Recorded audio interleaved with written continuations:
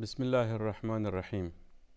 الحمد لله والصلاة والسلام على رسول الله و على آله و اصحابه اجمعین و من تبعهم بإحسان إلى یوم الدین. دوستان عزیز، سروران گرامی، السلام علیکم و رحمت الله و برکاته. در خدمت شما عزیزان قرار داریم در برنامه زیبای شگفتی های آفرینش. دوستان عزیز، هدف ما از این مسائل است که ما مسلمانان بتوانیم ایمان خود قوی بسازیم، عقیده خود را راسخ بسازیم و بدانیم که خالق این جهان خداوند متعال هست. انسان با وصف ضعف علمی که دارد، باز هم خداوند برای همین انسان آنقدر توانایی داده است که می تواند به مرور زمان و گذشت هر روز چیزهای نوآوری داشته باشد در رابطه به ساخت و صناعت بشر و انسانها. و این پیشرفت و ترقی انسانها دوستا اصلا از علم خداوند سرچشمه میگیرد، چرا که خداوند ذات است که بر انسان علم را آموخت و می آموزاند. و علم الانسان ما لم یعلم. علم الانسان ما لم یعلم. خداوند متعال در سوره علق می فرماید: اعوذ بالله من الشیطان الرجیم، اقرأ باسم ربک الذی خلق، خلق الانسان من علق، اقرأ وربک الاکرم الذی علم بالقلم، علم الانسان ما لم یعلم.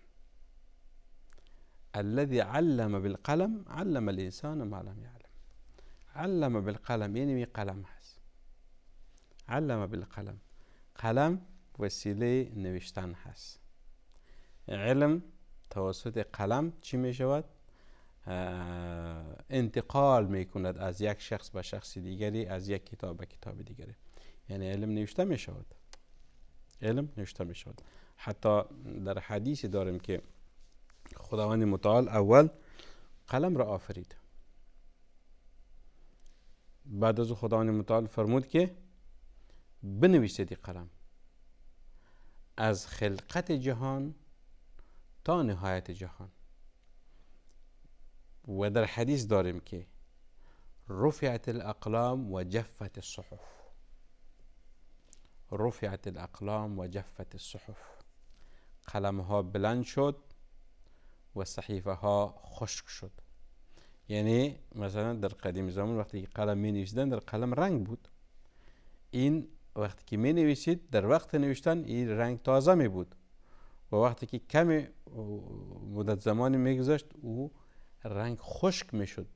در چی؟ در همین صحیفه، در همین ورق. بعد از او امکان پاک شدنش نبود. رفعت الاقلام و جفت الصحف. این معنی چیست؟ معنی حدیث است. پس بسیار دور نمیریم دوستان. معلم انسان ها، معلم بشر خداوند است. علم الانسان ما لم یعلم. معنای آیت چی است؟ و علم الله الانسان ما لم یعلم. علم یعنی فعل است، فعل ماضی هست. فاعلش کیست؟ فاعلش الله است. علم الله الانسان. این معنای آیت است. یعنی خود آیت خودی است که علم الانسان ما لم یعلم. انسان مفعول به است، چرا که اصل فاعل در آیت قبلی ذکر شده است. الذي علم بالقلم، اقرأ باسم ربك الذي خلق. ربك، اقرأ باسم ربك الذي خلق، خلق الانسان من علق، اقرأ وربك الاكرم الذي علم بالقلم، علم الانسان ما لم يعلم. ربك الاكرم، اقرأ باسم ربك الذي خلق. ربك، رب اینجا چیست؟ یعنی اینجا خداوند متعال هست. یعنی خداوند ذات است که انسان آفرید، خداوند ذات است که انسان تعلیم داد. پس علم برای انسان کی آموخت؟ خداوند متعال. علم الانسان ما لم یعلم. این چی بود؟ بسیار دور نمیریم دوستان. بحث امروز ما دوستا در رابطه با موضوع شگفتی های آفرینش صحبت میکنیم. ولی در موضوع امروزی ما سوره الطارق آیه 11 و 12 هست که امروز تنها در رابطه به آیه 11 صحبت میکنیم. خداوند متعال می فرماید اعوذ بالله من الشیطان الرجیم والسماء ذات الرجع والارض ذات الصدع. در این آیت ما بحث میکنیم، چرا که ما نام برنامه ما شگفتی های آفرینش هست. حالا ما این شگفتی های آفرینش که خداوند متعال در قرآن کریم چی فرموده و چگونه فرموده و چگونه برای ما مسائل بیان کرده است، او را خدمت شما عرض میکنیم و همین پیشرفت و ترقی انسان ها را ربط میتیم با چی؟ با دین ما، با نصوص شرعی که قرآن کریم در رابطه چی فرموده است و مثلا در احادیث چگونه شرح شده است. خیلی مسائل است. امروز وقتی که انسان ها به فضا رسیدن، یعنی همین پیشرفت و ترقی که در زمین است، همگی میداند، همگی میبیند و میداند انسان در روی زمین چقدر ترقی کرده، چقدر پیشرفت کرده است، چی چیزهایی را ساخته است، او را همگی میبینه. ولی چیزهایی است که همه انسان ها او را دیده نمیتواند. مثلا سیستم فضایی یا سفر انسان در سفینه های فضایی، این کمتر انسان ها یا دیدن یا معلومات دارن. انسان وقتی که حرکت میکند به سفر میره به طرف فضا، این فضا چیست و در فضا چی وجود دارد و فضا چگونه هست، چی کائنات را خداوند متعال در فضا آفریده است. یعنی فضا مخلوق است. در قرآن کریم بارها خداوند متعال می فرماید که خداوند ذات است که آسمان ها را آفرید، زمین آفرید و ما بینهما چیست؟ یعنی می فضاست که در اونجا انسان ها بسیار در یک گوشه کوچکی فضا چی کردن؟ رسیدن و در رابطه معلومات به دست آوردن. ببینید در همین آیه 11 سوره الطارق خداوند متعال چی فرمود که والسماء ذات الرجع. در اینجا سوگند هست، سوگند خداوندی. معنای آیه چی شد؟ ایست که سوگند به آسمان برگرداننده، سوگند به آسمان برگرداننده. چی معنی؟ برگرداننده یعنی برگشت. برگشت رو میگوید که یک چیز برود پیش روی دوباره برگردد، عین مسیر طی کند دوباره از عین مسیر برگردد. این چی میگوید؟ رفت و برگشت، یا در عربی میگوید ذهاب و ایاب، رفت و برگشت. این چی میگوید؟ یک دفعه یک چیز میره و دوباره برمیگردد. مثلا شما اگر یک سنگ به طرف هوا یا فضا پرتاب میکنین، او سنگ تا یک قسمت بالا می رود به اساس فشاری که از طرف یک شخصی به همین سنگ داده می شد. وقتی که او فشار به پایان رسید دوباره همین سنگ به همون قسمت برمیگرده. یا حتی که شما دیده باشید همین مرمی تفنگ یا تفنگچه که وقتی که فید میکنه در طرف هوا او بالا می رود به اساس همین باروتی که در همین مرمی هست. یک نوع فشار داره، فشار آتشین. این فشار همین نوک مرمی رو به طرف هوا میبرد. وقتی که فشار تمام شد دوباره بر میگرده. این را چی میگوید؟ این را رجع میگوید یا رجعت. در زبان فارسی را برگشت میگوید. پس خداوند متعال آسمان برای ما چی نوع تفسیر کرد؟ میگوید که والسماء ذات الرجع، سوگند به آسمانی که برگرداننده هست. چی معنا دارد؟ سوگند به آسمانی که برگرداننده هست.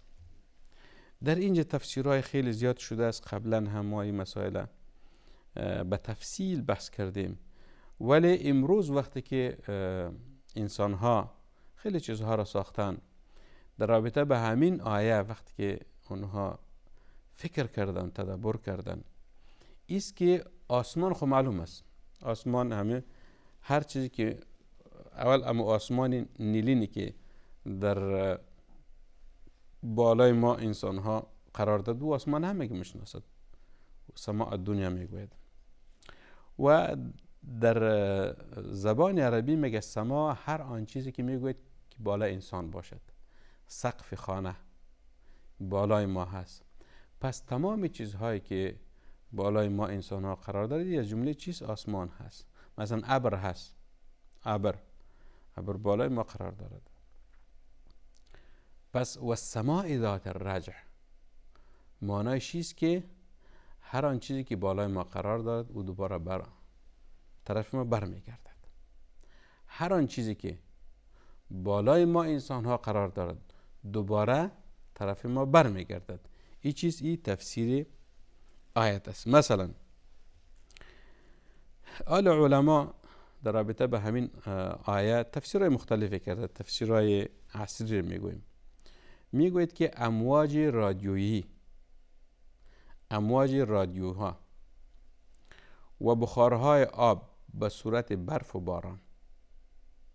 امواج رادیویی چی معنی دارد؟ میگه امی امواج رادیویی وقتی که پخش میشود این طرف فضا میرود، از اونجا دوباره بر میگردد به طرف زمین.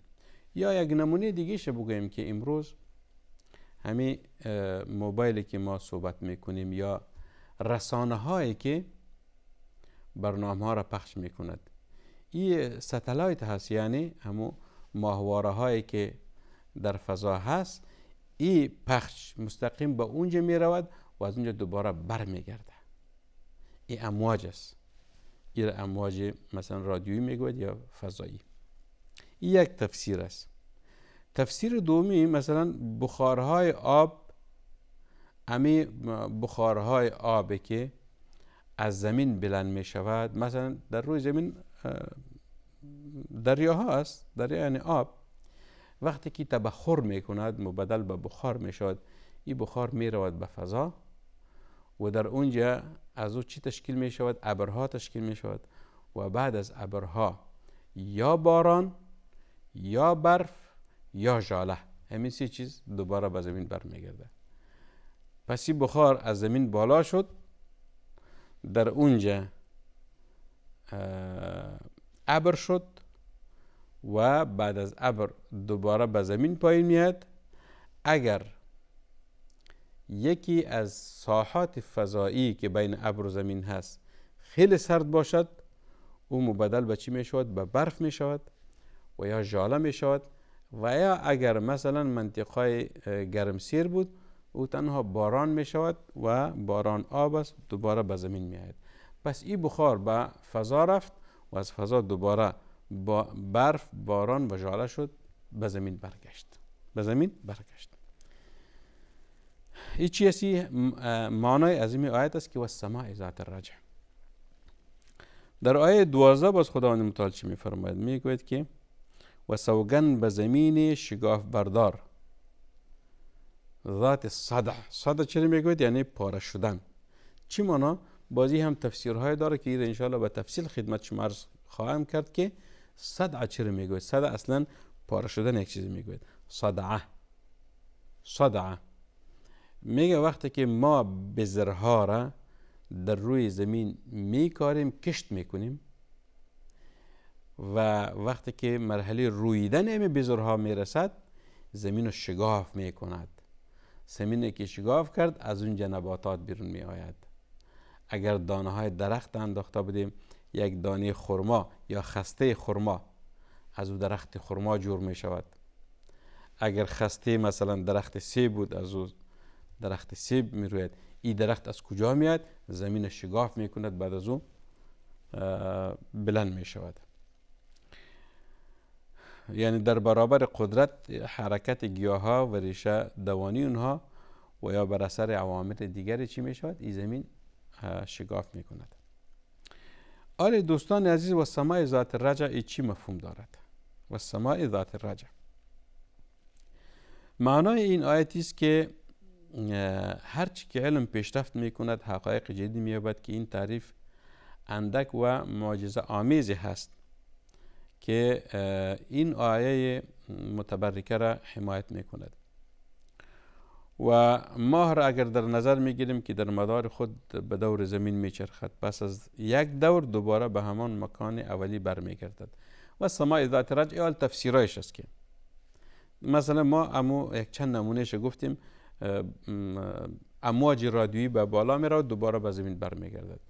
بخارها به فضا و هوا میره، دوباره برف و باران ژاله میشد به زمین میآید. و یک چیز دیگری است که و سماع ذات الرجع، مثلا میگه همین ماهی که در شب او رو ما میبینیم، همین ماه میگه در مدار خود به دور زمین میچرخد، پس از یک دور دوباره به همون مکان اولی برمیگردد. چرخش دارد. در محور زمین میچرخد، ولی این چرخش چی مانند دارد؟ به این شکل است که آخر به مو نقطه اولی خود میرسد. اگر شما دیده باشین دوستان، مثلا خورشید را می نگریم که نسبت به محور خیش در گردش است و پس از هر بار گردش دوباره به مکان اولی خیش باز می گردد. این ذات الرجع شد و سماع ذات الرجع. مهتاب در محور زمین می گردد، می چرخد، وقتی که چرخش کرد دوباره به نقطه اولی می رسد. آفتاب یا خورشید همچنان می چرخد در محورش، دوباره به همون نقطه‌ای که از اونجا حرکت کرده برمیگردد. یعنی به همین صورت ستاره های دنباله‌دار از جمله ستاره حالی که است، میگه که در سال 1912 میلادی از کنار زمین عبور کرد و سپس در سال 1986 دوباره بازگشت و هر بار گردش این ستاره به دور زمین 76 سال طول می کشد. سبحان الله، یک بار گردش 76 سال طول می کشد. 76 سال طول می کشد. این گردش هست. یعنی هر ستاره های دنباله‌دار، آفتاب، مهتاب در حالت گردش هست. و کل فی فلک یسبحون، هر یکی در همون محورش چی است؟ در حالت حرکت است. یعنی سیستم فضایی را خداوند متعال به شکلی آفریده است که در اونجا همه چیز در حالت گردش هست. در محور خود هم میچرخد و در محور ستاره های دیگر هم میچرخد. این مثالش است که یعنی این تفسیر از این آیت است که و سماع ذات الرجع. اگر شما دیده باشین به حج عمره رفته باشین، خانه خدا هست.